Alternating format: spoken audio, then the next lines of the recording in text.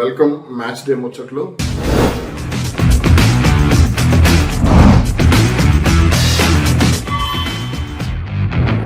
మనం ఈ రోజు జరగబోయేటువంటి రెండో మ్యాచ్ గురించి మాట్లాడుకుందాం. ఇప్పుడు ఆల్రెడీ మనం మొదటి మ్యాచ్ గురించి అంటే Delhi versus Mumbai Indians match గురించి మాట్లాడుకున్నాం. ఇప్పుడు రెండో match Gujarat Titans versus Rajasthan Royals match గురించి. ఈ మ్యాచ్ గురించి ఖచ్చితంగా అంచనాలు అయితే భారీగానే ఉంటాయి. కొంత అంటే వీళ్ళు ఆడుతున్నటువంటి పిచ్ కానీ లేదంటే ఈ రెండు టీంలకు ఉన్నటువంటి ఫాలోయింగ్ కానీ ఇవన్నీ కూడా కొంత ఇంట్రెస్టింగ్ ఫ్యాక్టర్సే. కాబట్టి ఈ రోజు మ్యాచ్ ఎలా ఉండబోతుంది ఏంటి అంటే second match, first match already start అయిపోయింది.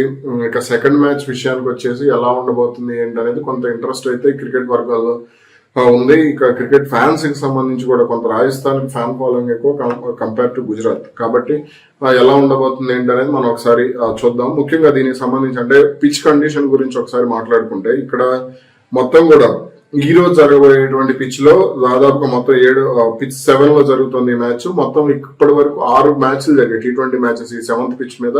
కాబట్టి అంటే 2024 నుంచి చెప్తున్నాను, 2024 నుంచి మొత్తం 6 మ్యాచ్లు ఆడారు. ఇక అందులో 4 మ్యాచ్లు బ్యాటింగ్ ఫస్ట్ చేసిన వాళ్ళు ఎక్కువగా గెలిచారు. అదేవిధంగా ఇక్కడ కంప్లీట్ గా ఇది బ్యాటింగ్ పిచ్ గానే ఉండేటువంటి అవకాశం ఉంది. ఎందుకంటే యావరేజ్ ఫస్ట్ ఇన్నింగ్ స్కోరే 207గా ఉంది. అలాగే మిడిల్ ఓవర్స్ లో రన్ రేట్ కూడా ఆల్మోస్ట్ 10 ఉంది, 9.87 ఉంది. కాబట్టి అంటే మిడిల్ ఓవర్స్ లో కూడా ఈ పిచ్ సాధారణంగా మిడిల్ ఓవర్స్ లో కొంత స్కోర్ స్లో అవుతూ ఉంటుంది. అయినప్పటికీ కూడా మిడిల్ ఓవర్స్ లో కూడా స్కోర్ యావరేజ్ స్కోర్ 9.87 గా ఉంది. కాబట్టి కంపల్సరీ ఈ రోజు మనం బ్యాటింగ్ కి సంబంధించి అయితే భారీ ఇన్నింగ్స్ ఎక్స్పెక్ట్ చేసేటువంటి అవకాశం ఉంది. కాబట్టి ఎలా ఉండబోతుంది ఏంటి పరిస్థితి ఏంటి అనే దాని గురించి ఒకసారి మనం ఈ వీడియోలో మాట్లాడుకునేటువంటి ప్రయత్నం చేద్దాం. ముఖ్యంగా గుజరాత్ బలాబలాలు ఏంటి, అదేవిధంగా రాజస్థాన్ బలాబలాలు ఏంటి అనేది మనం ఒకసారి మాట్లాడుకునేటువంటి ప్రయత్నం చేద్దాం. హోమ్ గ్రౌండ్ కాబట్టి గుజరాత్ గురించి ముందు మాట్లాడుకుందాం. వాళ్ళ హోమ్ గ్రౌండ్ గుజరాత్ కి సంబంధించి అహ్మదాబాద్ పిచ్ కాబట్టి ఇక్కడ శుభ్మన్ గిల్, సాయి సుదర్శన్ ఓపెనర్లుగా రానున్నారు. శుభ్మన్ గిల్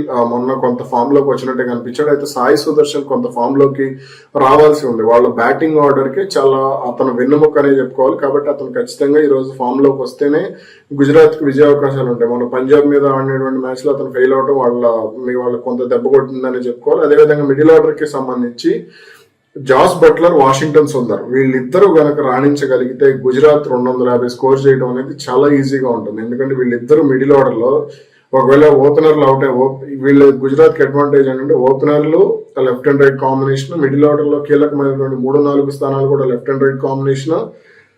ఇది చాలా వరకు కూడా వాళ్ళకి అడ్వాంటేజ్ అయ్యేటువంటి అవకాశం ఉంటుంది. కాబట్టి ఇక్కడ ఎంతవరకు రాణించగలుగుతారనే చూడాలి. ఇక వాషింగ్టన్ సుందర్ ని కనుక వాళ్ళు కీలకంగా వాడుకోగలిగితే అతన్ని త్వరగా మళ్ళీ అతని బ్యాటింగ్ ఆర్డర్ ని మార్చకుండా ముందు వాడుకోగలిగితే మాత్రం చాలా వరకు కూడా మంచి రిజల్ట్ ఉండేటువంటి అవకాశం ఉంటుంది. అదేవిధంగా Glenn Phillips, Shahrukh Khan. Glenn Phillips bowling పరంగా, బ్యాటింగ్ పరంగా, ఫీల్డింగ్ పరంగా గుజరాత్ కి చాలా అడ్వాంటేజ్ అవుతాడు. కాబట్టి అతను ఈ రోజు ఎంతవరకు రాణించగలుగుతాడు అనేది కూడా గుజరాత్ కి సంబంధించి మనం అంటే వాళ్ళ విన్నింగ్ ఛాన్సెస్ ఆధారపడి ఉంటాయి. అలాగే రాహుల్ తెవాతియా బౌలింగ్ పరంగా, బ్యాటింగ్ పరంగా కూడా ఇతను చాలా వరకు కూడా మంచి ఆల్రౌండర్ అనే చెప్పుకోవాలి. కాబట్టి ఎంతవరకు రాణించబోతున్నాడు అనేది కూడా మనం చూడాలి. ఇక అలాగే రషీద్ ఖాన్ వీళ్ళ బౌలింగ్ కి కానీ బ్యాటింగ్ కానీ ఇతను కూడా మంచి బౌలింగ్ ఆల్రౌండర్. కాబట్టి గుజరాత్ కి ఇతను కూడా చాలా వరకు కూడా ప్లస్ అయ్యేటువంటి ఛాన్స్ ఉంటుంది. ముఖ్యంగా కీలకమైనటువంటి సమయాల్లో వికెట్లు తీయటం, అవసరమైనప్పుడు తనవంతుగా పరుగులు చేయడం అనేది అతనిలో ఉన్నటువంటి స్పెషాలిటీ. కాబట్టి అది ఎంతవరకు ప్లస్ అవుతుందనేది చూడాలి. అలాగే కగిసో రబాడా, జాసన్ హోల్డర్ వీళ్ళిద్దరిలో కంప్లీట్ గా పేస్ బౌలర్ కావాలనుకుంటే కగిసో రబాడాని తీసుకోవచ్చు. అదేవిధంగా జాసన్ హోల్డర్ కావాలి అంటే ఆల్రౌండర్ కావాలి అనుకుంటే జాసన్ హోల్డర్ తీసుకోవచ్చు. ఆల్రౌండర్ గా జాసన్ హోల్డర్ ఇప్పుడు మంచి ఫామ్ లో ఉన్నాడు. మన T20 వరల్డ్ కప్ లో కూడా అతను చాలా వరకు కూడా మంచి ఇన్నింగ్స్ ఆడినటువంటి పరిస్థితి ఉంది. కాబట్టి ఈ రోజు మరి అతని ఇన్నింగ్స్ ఎలా ఉండబోతుందనేది చూడాలి. ఇక బౌలింగ్ పరంగా ప్రసిద్ధ్ కృష్ణ, మహమ్మద్ సిరాజ్, అశోక్ శర్మ వీళ్ళల్లో అశోక్ శర్మ ఇంపాక్ట్ ప్లేయర్ అయ్యేటువంటి ఛాన్సెస్ అయితే కనపడుతున్నాయి. ఇక టీమిండియాకి సంబంధించి కీలక బౌలర్లు ప్రసిద్ధ్ కృష్ణ అలాగే మహమ్మద్ సిరాజ్ వీళ్ళిద్దరు కూడా గుజరాత్ కు కీలకంగా ఉన్నారు. అయితే వీళ్ళ బౌలింగ్ కొంత బలంగానే ఉంది.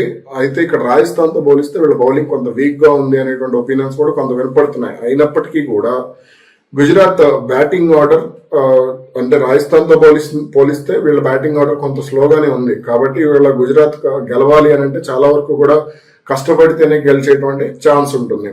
అదే విధంగా ఇక రాజస్థాన్ రాజస్థాన్ బలాబలాల విషయానికి వచ్చి మాట్లాడుకుంటే మాత్రం రాజస్థాన్ కు ఓపెనర్లు చాలా బలం. యశస్వి జైస్వాల్, వైభవ్ సూర్యవంశీ వీళ్ళిద్దరూ మనం చూసాం ఆర్సీబీకి సంబంధించి కానీ, లేదంటే కొన్ని ఇతర టీమ్స్ కి సంబంధించి ఎస్ఆర్హెచ్ కి సంబంధించి కానీ, లేదా కొన్ని టీమ్స్ కి ఒక ప్లేయర్ కేకేఆర్ కి సంబంధించి కానీ, చెన్నైకి సంబంధించి కానీ, ఇలా కొన్ని టీమ్స్ ఉంటాయి.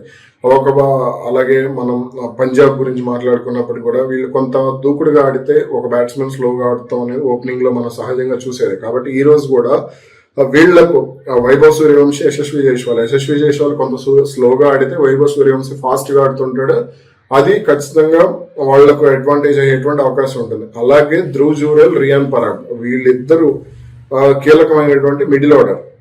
రాజస్థాన్ కి సంబంధించి రియాన్ పరాగ్ కూడా ఆల్మోస్ట్ మంచి ఫామ్ లోనే ఉన్నాడు. ధ్రువ్ జురేల్ కూడా మంచి ఫామ్ లోనే ఉన్నాడు. మనతో అనవసరంగా ఫస్ట్ మ్యాచ్ లో కొంత చెత్త బౌల్ కి అవుట్ అయ్యాడు, కానీ ఓకే పర్వాలేదు, అతను మంచి ఫామ్ లోనే ఉన్నాడు. కెప్టెన్ పరాగ్ కూడా మంచి ఫామ్ లోనే ఉన్నాడని చెప్పుకోవచ్చు. ఇక షిమ్రాన్ హిట్మేర్ వీళ్ళ బ్యాటింగ్ కి మనం గుజరాత్ కి సంబంధించి సాయి సుదర్శన్ వెన్నుముక అనుకున్నాం. ఇతను రాజస్థాన్ రాయల్స్ కి సంబంధించి వెన్నుముకగా చెప్పుకోవచ్చు. ఇతను కనుక కీలకమైనటువంటి ఇన్నింగ్స్ ఆడగలిగితే మాత్రం అది చాలా వరకు కూడా వాళ్ళకి అడ్వాంటేజ్ అవుతుంది.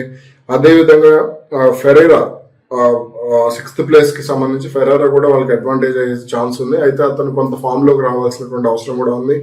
ఇక రవీంద్ర జడేజా విషయానికి వస్తే మొన్న ఇతను బౌలింగ్ పరంగా మంచి కీలకమైన శివం దుబే వికెట్, ఇలా కొన్ని కీలకమైనటువంటి వికెట్లు తీశాడు.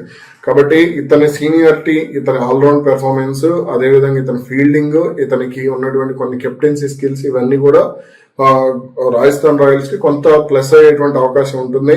అదేవిధంగా ఇక్కడ జోఫ్రా ఆర్చర్, ల్యాండ్రీ బర్గర్ వీళ్ళ బౌలింగ్ ని ఎదుర్కోవడమే గుజరాత్ కు అతిపెద్ద సమస్య. ఎందుకంటే వీళ్ళ స్పీడ్ అంటే అంచనాలకు అందకుండా ఉంటుంది. అంటే కీలకమైనటువంటి సమయాల్లో వికెట్లు తీయటం మనం చూసాం. చెన్నైతో మ్యాచ్ లో ఓపెనర్లను వీళ్ళు అవుట్ చేసినటువంటి విధానం కానీ, పవర్ ప్లేలో పరుగుల్ని కట్టడి చేసినటువంటి విధానం కానీ, ఇది చాలా వరకు కూడా డేంజర్ అవుతుంది. కాబట్టి వీళ్ళని ఎదుర్కోవడం అనేది ఇప్పుడు గుజరాత్ కు చాలా ముఖ్యమైనటువంటి అంశం. వీళ్ళ స్పీడ్ ని, ఇంకా పిచ్ కూడా కొంత ఫాస్ట్ బౌలింగ్ కి ఫస్ట్ 5-6 ఓవర్స్ కొంత అనుకూలంగా ఉండేటువంటి ఛాన్స్ ఉంది. కాబట్టి ఇది ఖచ్చితంగా వాళ్లకు కొంత భయపెట్టేటువంటి విషయంగా చెప్పుకోవచ్చు. ఇక సందీప్ శర్మ, రవి బిష్ణోయ్.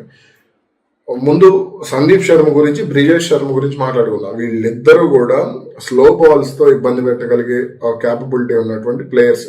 కాబట్టి వీళ్ళిద్దరు కనుక కొంత కట్టడి అంటే వీళ్ళిద్దరు బ్యాటింగ్ బౌలింగ్ లో అంటే వీళ్ళు ఎక్కువ మిడిల్ ఓవర్స్ లో బౌలింగ్ చేసేటువంటి అవకాశం ఉంటుంది. కాబట్టి అది గుజరాత్ కు మైనస్ అవుతుంది వీళ్ళ స్లో బాల్స్. ఎందుకంటే శుభ్మన్ గిల్ కానీ, లేదా ఇలా కొంతమంది ప్లేయర్స్ ఉన్నారు, వీళ్ళు స్లో బాల్స్ టెక్నిక్ తో వేసేటువంటి బాల్స్ కి కొంత ఇబ్బంది పడుతూ ఉంటారు. జాస్ బట్లర్ కూడా కొంత వీక్నెస్ ఉంది. కాబట్టి వీళ్ళు కనుక బ్రిజేష్ శర్మది, సందీప్ శర్మది వీళ్ళిద్దరు బౌలింగ్ కనుక ఎదుర్కోగలిగితే వాళ్ళకి చాలా వరకు కూడా గుజరాత్ కి అడ్వాంటేజ్ అయ్యేటువంటి ఛాన్స్ ఉంటుంది. అలాగే రవి బిష్ణోయ్ స్పిన్ కూడా గుజరాత్ కి మైనస్ అవుతుంది. అతను చాలా వరకు టాలెంటెడ్ స్పిన్నర్, రిస్ట్ స్పిన్నర్ అతను. అది టెక్నిక్ కూడా బాగుంటుంది అతను బౌలింగ్ కి సంబంధించి. కాబట్టి ఈ రోజు మ్యాచ్ లో నాకు కంపేర్ టు గుజరాత్ రాజస్థాన్ బలంగా కనబడుతోంది. కీలకమైనటువంటి సమయాల్లో గుజరాత్ నిలబడగలిగితే, పరుగులు చేయగలిగినా, వికెట్లు తీయగలిగినా రాజస్థాన్ మీద ఆధిపత్యం సాధించవచ్చు. కానీ రాజస్థాన్ బౌలింగ్ బ్యాటింగ్ ఆర్డర్ తో కంపేర్ చేస్తే మాత్రం గుజరాత్ చాలా బలహీనంగా కనబడుతుంది అని అయితే చెప్తాను. ఇక విజయావకాశాల పరంగా చూసినా సరే రాజస్థాన్ రాయల్స్ కే కొంత విజయావకాశాలు అనేది కనపడుతున్నాయి. ఇక ఈ రెండు టీమ్స్ లకు సంబంధించి కనుక చూస్తే అంటే ప్లేయింగ్ 11 అంటే ప్లేయింగ్ 11s గురించి ఇప్పుడు మనం మాట్లాడుకున్నాం. ఇప్పుడు కీలకమైన అంటే ఫ్యాంటసీ ప్లేయర్స్ గురించి ఈ రెండు జట్లలో 11 మంది ప్లేయర్స్ గురించి కూడా మనం రోజు మాట్లాడుకుంటూ ఉంటాం. కాబట్టి ఫ్యాంటసీ ప్లేయర్స్ ఎవరవుతారు అనేది కనుక ఒకసారి మనం చూస్తే సాయి సుదర్శన్, జాస్ బట్లర్ అక్కడ గుజరాత్ కి సంబంధించి, అదేవిధంగా గ్లెన్ ఫిలిప్స్, అలాగే రషీద్ ఖాన్, కగిసో రబాడా, మహమ్మద్ సిరాజ్ గాని, ప్రసిద్ధ్ కృష్ణ గాని వీళ్ళు 5-6. అదేవిధంగా రాజస్థాన్ రాయల్స్ కి సంబంధించి వైభవ్ సూర్యవంశీ, యశస్వి జైస్వాల్, అలాగే షిమ్రాన్ హిట్మేర్, అలాగే Jofra Archer, laundry burger, Sandeep Sharma దీనికి సంబంధించి. కాబట్టి వీళ్ళ ఇన్నింగ్స్ అనేది చాలా వరకు కూడా కీలకమైనటువంటి ఛాన్స్ ఉంది. వీళ్ళు ఎంతో వేగంగా అంటే బౌలింగ్ పరంగా రాజస్థాన్ ఎంత అంటే ఫస్ట్ మ్యాచ్ లో చూపించినటువంటి డామినేషన్ కనుక ఈ మ్యాచ్ లో చూపించగలిగితే మాత్రం ఖచ్చితంగా రాజస్థాన్ ఈ మ్యాచ్ లో విజయం సాధించడం అనేది కంపల్సరీగా జరిగేటువంటి విషయమే. ఇక వీళ్ళకి సంబంధించి కనుక చూస్తే అంటే ఈ ఓవర్సీస్ ప్లేయర్సే ముఖ్యంగా రాజస్థాన్ కు బలంగా ఉన్నారని చెప్పుకోవచ్చు. ఆ బలం అనేది గుజరాత్ కి కొంత లేదు అనేది అయితే స్పష్టంగా అర్థమవుతుంది. ఇక ఈ రెండు మ్యాచెస్ కి అంటే ఈ రెండు టీమ్స్ కి సంబంధించి మనం సలార్ ఎవరు, దేవరత ఎవరు అనే టాపిక్ కూడా రోజు మాట్లాడుకుంటున్నాం. కాబట్టి ఈ రోజు గుజరాత్ కి సంబంధించి సాయి సుదర్శన్ సలార్ అయ్యేటువంటి ఛాన్స్ ఉంది. బౌలింగ్ పరంగా ప్రసిద్ధ్ కృష్ణ ఈ రోజు సలార్ అయ్యేటువంటి అవకాశం అయితే ఉంది. ప్రసిద్ధ్ కృష్ణ లేదా మహమ్మద్ సిరాజ్ వీళ్ళిద్దరిలోనే ఒకరు ఉండేటువంటి ఛాన్సెస్ అయితే కనపడుతున్నాయి. అలాగే కయీస్ రబాడా కొంత ఈ పిచ్ మీద కొంత ఇబ్బంది పడుతున్నాడు ఇండియాకి సంబంధించినటువంటి పిచ్చెస్ మీద ఆడే విషయంలో. కాబట్టి మరి అతని ప్రదర్శన ఎలా ఉంటుందనేది చూడాలి. అలాగే ఇక రాజస్థాన్ కి సంబంధించి ఈ రోజు యశస్వి జైస్వాల్ నుంచి నేను భారీ ఇన్నింగ్స్ అయితే ఎక్స్పెక్ట్ చేస్తున్నాను. మరి ఏమవుతుందో చూడాలి.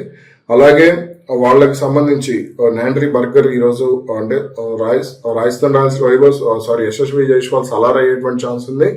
అలాగే ఇక్కడ బౌలింగ్ కి సంబంధించి నాండ్రీ బర్గర్ కానీ జోఫ్రా ఆర్చర్ కానీ వీళ్ళిద్దరిలో ఒకరైతే ఖచ్చితంగా దేవరత అయ్యేటువంటి అవకాశాలు అయితే స్పష్టంగా కనపడుతున్నాయి. ఏది ఎలా ఉన్నప్పటికీ కూడా రాజస్థాన్ రాయల్స్ కే కొంత విన్నింగ్ ఛాన్సెస్ అయితే కనపడుతున్నాయి అనేది నేను చెప్పగలను.